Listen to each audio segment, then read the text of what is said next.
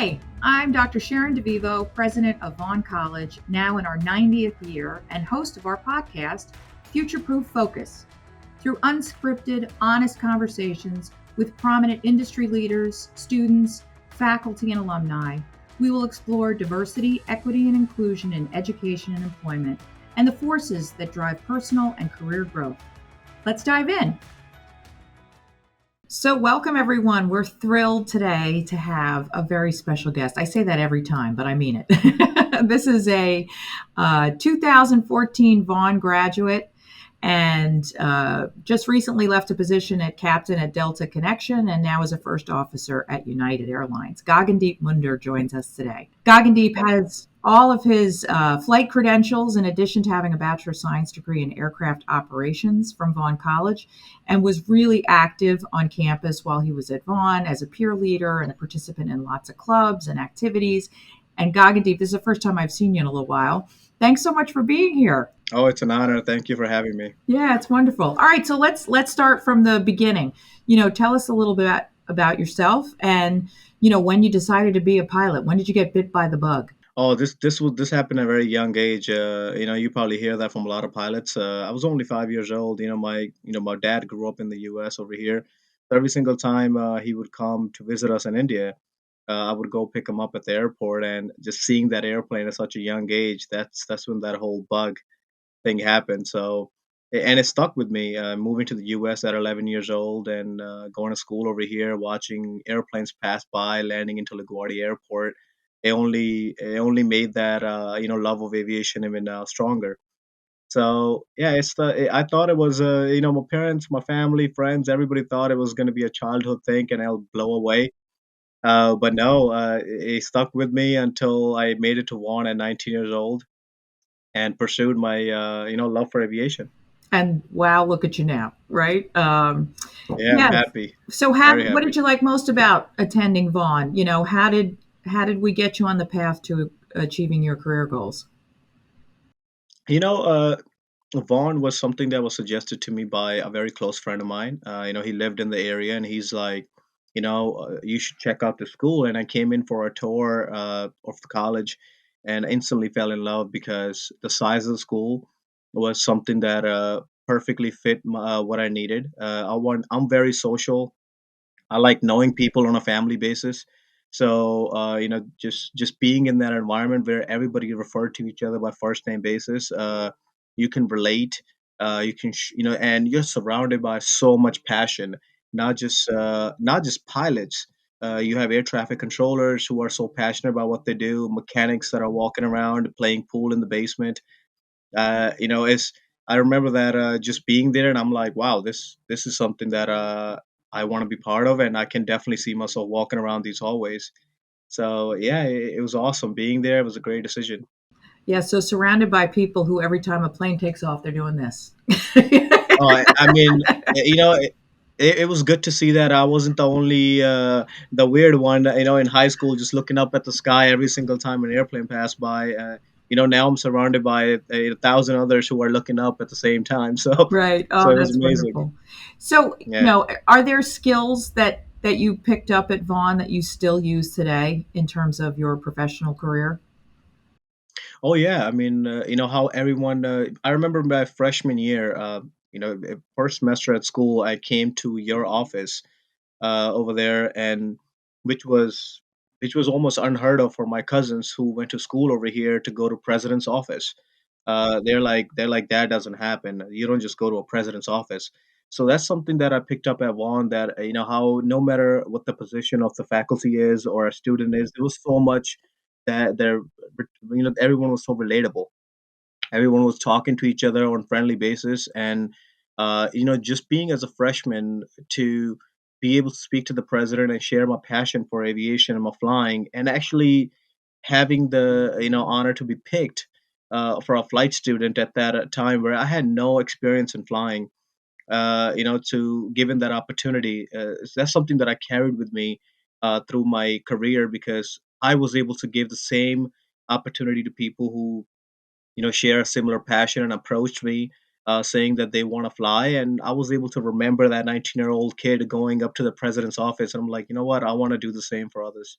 Yeah. Oh, that's awesome. All right, so let's talk a little bit about your path to Endeavor and Delta Connection. So after you graduated, you had all your licenses and certificates that you needed to function as a pilot. So then you started to work as a flight instructor. So how long did it take, between you've got all your certifications, you're now working as a flight instructor. How long did it take to get picked up by one of the regional airlines? So I was one of those guys that I didn't take any days off. I remember even as a student at Vaughn College, I would attend classes, then I would go to flight school right after to do my ground classes and work as a flight instructor, even at the sim lab at Vaughn or at my flight school where I worked. And I remember I was working 7 days a week. Only time I was off when God said it's raining outside and can't go to work. So it took about, I would say, approximately a year or so of me flight instruction after graduation. So I graduated, and in 2016 April, I was already being interviewed. I'm sorry, not April, February of 2016. I was already being interviewed by Endeavor, and I started my class date at Endeavor the following month. Oh, that's great. So, and how Yeah. was it to go from being a flight instructor to being, on the flight deck in a regional airline? I mean, surreal, absolutely surreal. Because I was a 23-year-old, given the opportunity to fly one of the biggest airlines in the country, and that too flying a jet.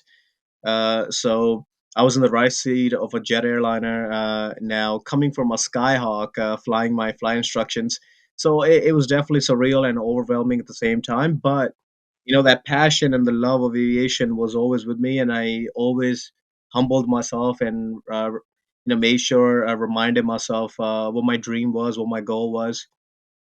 So yeah, I mean, I still do that today. Every single time, today's my day off. Tomorrow I start my first day of the trip, and the excitement still sets in. And be like, hey, tomorrow I get to go to a new place. Right. Oh, that's awesome. All right. So Yeah, you transitioned from the right seat to the left seat, from co-pilot to captain. How did that go? Especially as a pretty young person, right? And also someone from an underrepresented group. So how yeah. was that transition and how did you deal with it? It was difficult at first because, as you said, I was very young. I was only 25 years old when I was given the opportunity to be a captain. Of flying the CRJ Bombardier 900 series. So I was going to be flying the international routes, going to Canada, Caribbean. So at the in the beginning, it was a little bit challenging, like you said. Underrepresented communities. I was the only person that looked like me in the captain upgrade class, but that does make you stronger. It reminds you that you need to be that person, maybe that inspires the next batch of people that's going to come in, which is why I stay very active, being involved with the new students, new flight students. I keep in touch with the, I don't care what you look like, but just share your passion with me and I'm going to help you, because I know how it feels. I think, rather than making it weakness, I made it my strength, to go Yeah. through it. Hmm. Yeah. Yeah. I mean, what kind of tips do you give to, do you sort of look at the flight class and go, who looks like me, or is a young person from an underrepresented group, they're going to need a little extra support? And what kind of tips do you give them in order to be successful as you have been? I'll be very honest. I was surrounded by very, very good people when I was going through flight school, and they didn't look at me. They didn't look at me as somebody who looks a certain way. They looked at me as somebody who shared a passion for flying, and helped me. And that's how I approach it. When I meet a certain amount, certain students or certain people who share the love of aviation, I don't look at them with the lens of what they look like. I go off of how much passion do they have of aviation, and you can tell. You can tell somebody's passion for and love for aviation right in their eyes, and that child, they could be 50-year-old and they're acting like little kids because they're talking about airplanes. And that's what I take, because that's what it takes to make it to this, through this training. It doesn't take a certain color or background. It takes passion. If you have the passion for it, you're gonna make it. It doesn't matter what you look like and where you come from. Yeah, and all that hard work and determination that goes with that passion, Oh right? yeah. Yeah. Oh, it's that's the more you speak of the less, right? Yeah. So it's a lot. Yeah. All right, so now you've made the move to the large legacy carrier, United. How did you decide that was the right next job? You know, at Endeavor Air, we have a flow with Delta Airlines. You can flow to Delta Airlines without an interview. And Delta is a great company to work for. Nothing bad about it. It's an amazing company to work for. But at the end of the day, now your next chapter, which is the legacy carriers, United, American, or Delta. Now it comes down to what suits you best and what you do. You want to be part of that culture? So since I just turned 30 years old. I had 30 plus year career, knock on wood. So I wanted to be part of a company, a culture where I felt like I can belong and I have a place to grow. And United exemplified that culture. It's a very family like culture that you can relate to. Vaughn. Everyone is very, on a first name basis over there. We even call our CEO by first name basis. So Scott? I remember, yeah. So Scott when Kirby. we, when we Yeah.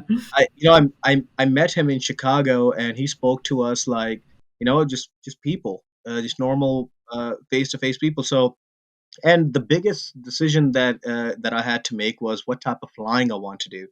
United has one of the biggest international portfolio, and they have a huge diversity of the aircraft. I don't know if you just notice the huge order that United put out. Yeah, day So, before I'm yesterday, going to be, 107, oh, yeah, 100 new aircraft, right?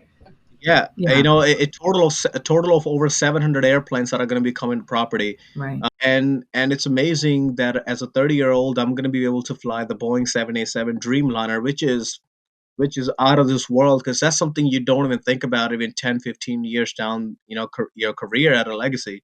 So it the fact that I'll be in a Dreamliner at a 30 years old is just unimaginable. I can't even wait to go to the training for this airplane. Oh, that's awesome. All right. So, Yeah. just for our listeners out there, the pathway is right certified flight instructor to co pilot, the right seat in a regional, then the left seat, the captain of a regional, then onto a legacy, and you're back in the right seat again. So, is that a tough transition? How long, what's that going to feel like for you to not be in control of the flight deck? And then how long is it going to take to get back to the left seat again? Yeah, it is a little tough coming from the left seat where you're used to making pilot and command decisions, then going back to the right seat. Now you're looking to your left again.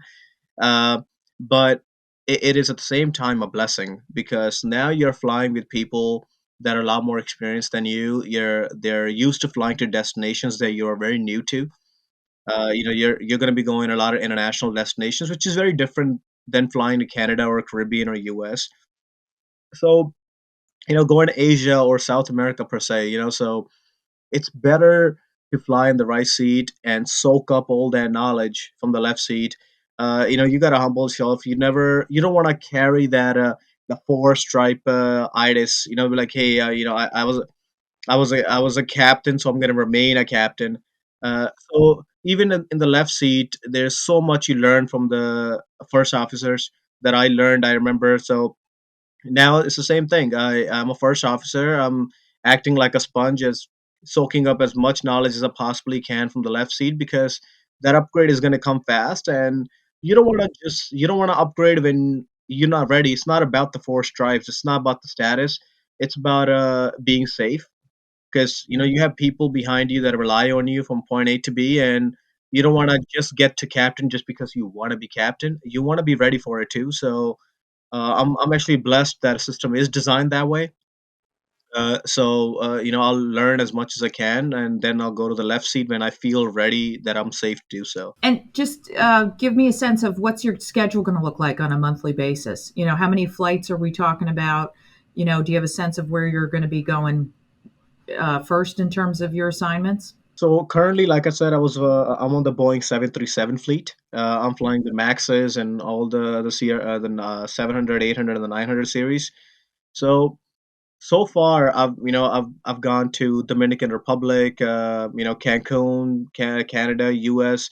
So I'm flying all these routes, and I'll also be going to Colombia soon, next week. So it's yeah. So this fleet, 737, is a very versatile destination fleet. You go almost everywhere. But on the 787, you have a lot more. Your scope is a lot bigger. You're looking at China, India, Africa. So I'll be doing that. But like you said, the schedules are amazing, absolutely amazing. Nothing like what people like to think. Pilot schedules are like. People think pilots are never home. I'm actually so much home that my family thinks I don't work anymore. It's amazing. I mean, I even it's gotten to a point where some of my neighbors see me so much and they ask me, "Do you still work?" It's yeah, so, no, right now, since I'm brand new in the company, I'm on reserve. So normally, it goes by I'm home 5 days, I'm on call about 3 to 4 days, I'm home 5 days, and once I hold the line, I'm senior enough to hold the line, then it'll be, contractually, it'll be about 13 to 14 days off, but that's bare minimum. You're gonna end up getting more than minimum most of the time. At Endeavor, I remember I used to have 18 days off, 17 days off. So yeah, it's an amazing lifestyle. At the same time, also don't want to say it's always easy. It's always going to be challenging too because there's a reason you get those days off, because it's a challenging career, it's challenging lifestyle. So you would need those days off to spend with family and just work on yourself. Yeah. Right, right, right. Well, fun fact, you'd love this, Gagandeep. So we have a 1991 graduate, Ed Clark, who is now vice president in Boeing in charge of the 737 program. So you're Oh, actually okay. flying aircraft that were built by a Vaughn graduate. So that's a Oh, pretty see, cool connection. that is that is amazing. That is amazing. Excuse me. It's amazing. How many Vaughn graduates you meet on the line, especially at LaGuardia Airport and Newark Airport. Sometimes you have these guys come in and fix our airplanes, they're mechanics. And it is, I tell you, no kidding, how many times they approach me and they recognize me from somewhere, and they'll be like, "Hey, man, you went to Vaughan College, right? I recognize you." And it's such a cool, cool moment at that time. When two people who went to same college meet in the same career. That's something about Vaughan. You don't see that at other colleges. You're surrounded by mechanics, air traffic controllers. It's amazing. Well, I can't wait for the day that I get on a flight, not knowing, and I look, to the left as I get on the plane, and I see you or Margarita or Franklin Oh yeah, or any of those, the students who have gone on to have, and are making their way into the legacy carriers to see you. oh yeah, That's going to be oh awesome. yeah. So. Definitely, definitely. It's amazing to see something like that. If I see you on my airplane, oh man, I will be over the moon. Yeah, me too. Me too. Oh So, yeah. you've hit the industry at exactly the right time. The pilot shortage and the maintenance technician shortage and the engineering shortage. And, how do you think that shortage has helped play into your career? Uh, I definitely played a role because like you said, I hit the industry at the time when the hiring was at its peak. But aviation job, one of those things is airlines are not going to hire you just because there's a pilot shortage, right? Yeah. So you still have to be qualified. You still have to go through interview process. I was a peer leader at Endeavor Air. I was a mentor, and it's amazing the how the company what company the procedure the company goes through to select pilots, and you can tell that these guys worked hard. Hmm. They're very dedicated. They came through a very systematic way, and they want to do this. They really want to do this. So yeah, there is pilot shortage. It makes it easier Hmm. for you to obtain an interview, but it does not make it easy for you to get a job. Great point. Because job is going to come through your qualification, through your Hmm. dedication, hard work, and they can tell what type of Hmm. honest person you are, because there's a lot of qualified pilots out there, But like I said, you have to show the company you fit their culture. Right. Are you the type of person that they want you to putting on the uniform and representing them through terminals? Hmm.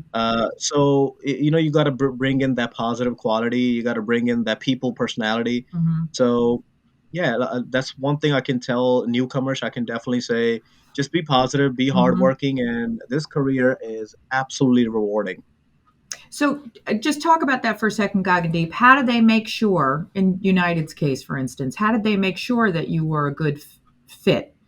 Is there anything special about the interview process, or, did they just, based on the questions they asked, you could tell they were really looking for, attitude as much as skill? What sense did you get that they were really equally concerned about fit as you were? It's all above the criteria that you said. You do take a qualification exam. They call it personality Hogan exam. It's approximately, if I remember it right now, it's approximately 300 plus questions that you take. They want to see what type of personality you are. Do you fit the company culture? Once you pass that, you're called in-house, where you speak to pilot and HR. So you're given, it's a rapid fire of questions and answers, HR and pilot flying questions, and from there they can gauge the type of personality you are. They might ask you a question off of your college transcript or off of your DMV driving record, and they know people make mistakes. There's nobody's a saint, right? People make mistakes, but it's about your demeanor and how you explain those mistakes. You don't want to say it was his fault or her fault. You want to own it, like, hey, it was my fault, and what I learned out of it, and why I made that mistake. So, and from that, they interview so many people, they can tell who's lying. They've they've heard that wrong answer a lot of times. So you want to just be at most honest. You want to own your mistakes, because that's the time you're going to be a pilot. If you think you're not going to make mistakes as a pilot, you're definitely in it for a surprise. You're going to make mistakes, but at the same time, you got to learn how to fix those mistakes, how to learn from those mistakes, and actually admit it, because you don't want to be that guy who thinks you never makes mistakes. So they're looking for that. That's how they're gonna choose you. They can tell. And that speaks so much to safety culture, right? Yeah, Uh, yeah, yeah, that's for sure. exactly what that is, right? We're going to make mistakes. Yeah. We're going to own up to them. We're going to figure out how to not do that again, right? Oh yeah. Oh And yeah. it's a real strength of the American system for sure. Of course. Yeah. Of course. All right. So let's talk a little Yeah. bit about the future. What do you see in terms of the demand for pilots, maintenance technicians, air traffic controllers? And what do you think about the whole eVTOL? And are we going to have a pilot there? What do you think the future looks like for the pilots?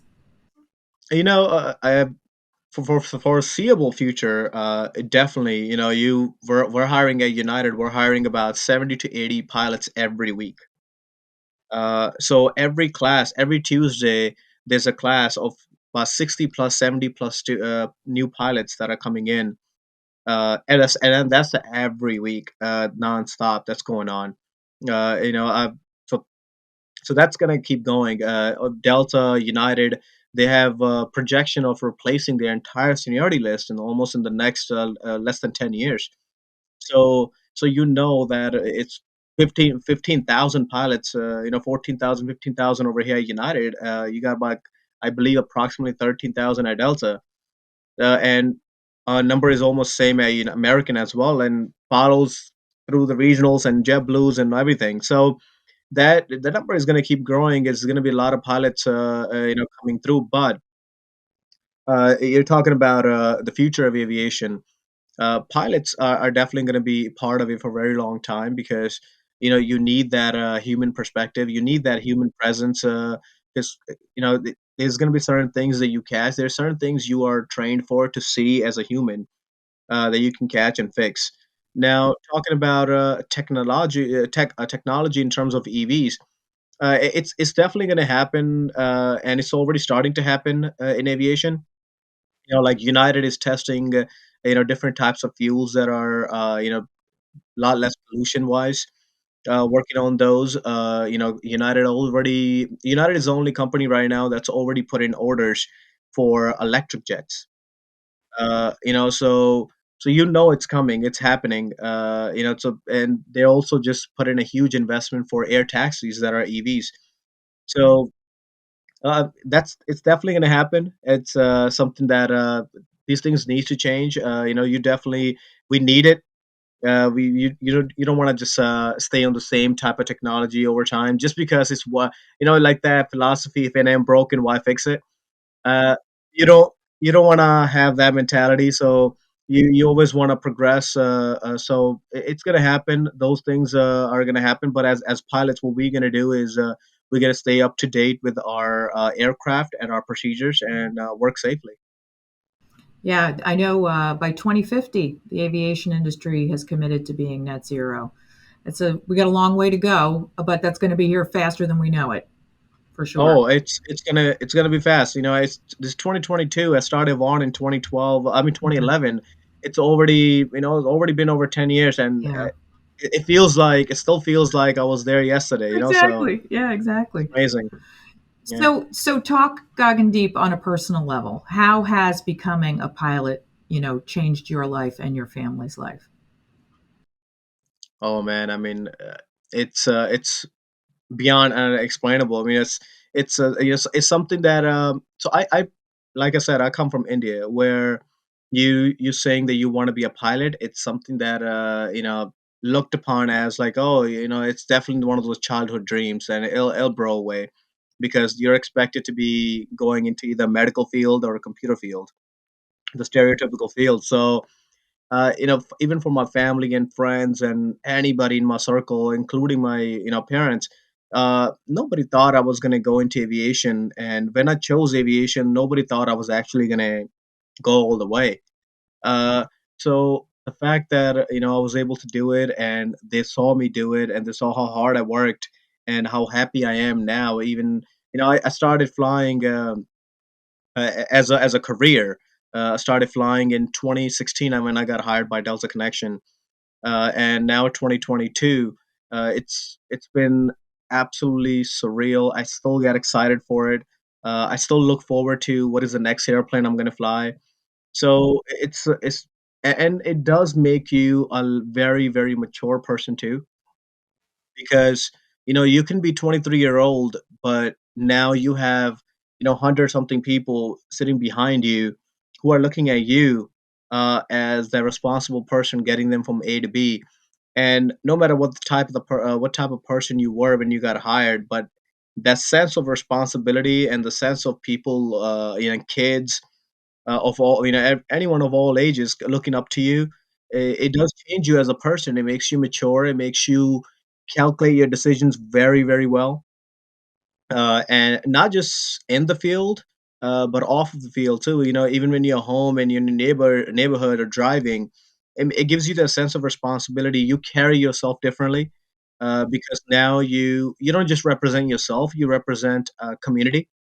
You're not going to go out on the street and act reckless because you represent a company, you represent a huge group of people where when you do something, people are going to be like, oh, he's a pilot and look what he's doing. So you that it does stay in your subconscious. You're like, anything you do, it does impact what you do. So, but it's a positive thing. It keeps you from being, doing anything wrong. It just, you do the right thing. Yeah. No, and Yeah. because I've known you since 2011, just to watch you on this journey, and you were always ahead of your age. That no doubt about that. I mean, from being the first one to get your private, um, the whole way through. But to hear you now, I mean, I'm so proud of you, and so Thank you. proud of of what you represent out in the industry as a Thank you. Vaughn graduate. It's spectacular, Gagandeep. Um, Oh, man, yeah, thank you. so I always ask this question, and maybe we modify it a little bit for you. You've talked a lot about the most daring thing you've ever done, right? Which is which is the career you're in. But you have to have at points hit a wall, right? So how did you talk yourself into achieving the next level? And that wall came when I got hired at a Delta Connection. Because like I said, I was English is not my first language. Even though I speak it, I know how to have conversations. I know how to go my daily life speaking the language. But back in my head, I still speak my native language. So there are certain things that I have to work extra hard at. That for example, even when doing interviews, it might be very easy for somebody. Not easy, I shouldn't say easy. Everybody works hard for it, but easier, I should say it. For somebody who's always spoken English. So when somebody asks you a question in English, you reply in English. But to me, when somebody asks me a question in English, in my head, I'm answering it in my language, and then English is coming out of here. So that's something that I had to work very hard for. Being able to say the right thing and knowing when to say those things. I remember how much overnights and nights and nights and nights of practice that I had to do to make sure I was very qualified. I know how much hard I worked, and I didn't want me saying the wrong thing give a wrong perception to somebody that I wasn't qualified. So that wall that you hit, when you have to go to the real world now, start doing interviews, and especially when I interviewed, for the legacy at United, I was qualified. I've been captain for 4.5 years at Delta Connection, but I wanted to make sure that I also represent myself. I go there with the confidence. And I sit in front of them and tell them, I deserve this position. So it's something that it comes with time, it comes with practice, but like anything, you just work hard for it, and you go at it because that's something your passion, your dream. Oh, that's terrific. Well, thank you, Gagandeep, so Yeah, much for being here today. Again, enjoy this next step in your career. And thank you. I know I've joked with you, but I mean this. You got to tell me one of these times when you're flying into LaGuardia, and I'll go up on the roof with a big sign that says, Oh "Hi, yeah, Gagandeep." oh yeah, oh yeah, for sure, That for would be a sure. kick. So, Looking forward. just to our Vaughn's future proof tip of the month. Um, if you've ever wanted to become a pilot, and now is the time to do it, as you heard Gagandeep say. For those who may not have considered the path to becoming a pilot, here are 3 reasons to make this a great career path, as Gagandeep really outlined today. The demands at an all-time high, determination, and motivation are really key to success in this field, as he spoke so eloquently about. And getting paid to pursue your passion is an awesome way to live. Oh yeah, oh yeah. Well, thank you Yeah. very much, Gagandeep, and look forward to hearing, in a year, 15 months about you becoming a captain at United. Oh yeah, and I look forward to coming to Vaughn. When we can work out our time, I would love to come in. I want to see the school again. I want to meet new students for sure. Oh, and they'd be so inspired by you, Gagandeep. We'll absolutely Yeah, make that happen. definitely, definitely. Thank you. Thank you. Have a question? Email us at futureprooffocus@vaughn.edu. And don't forget to subscribe, follow, and rate the podcast. Thanks for listening, and see you next time.